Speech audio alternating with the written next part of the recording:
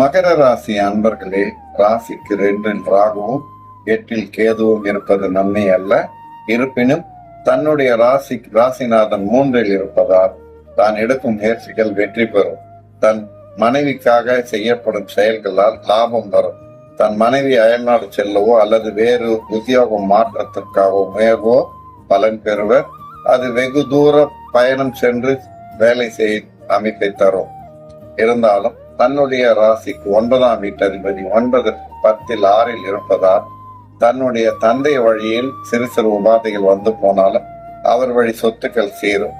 தன்னுடைய ராசிக்கு 8ஆம் வீட்டு அதிபதி 11 இருப்பது சனியை பார்ப்பது, அதாவது ராசியாதிபதியை பார்ப்பது உடல் உபாதை தரும், ஒரு வெறுப்பினமும் தரும். தன் மனைவியிடம் சில பல சஞ்சலங்கள் தரும். நண்பர்கள் மூலம் ஏமாற்றை தரும்.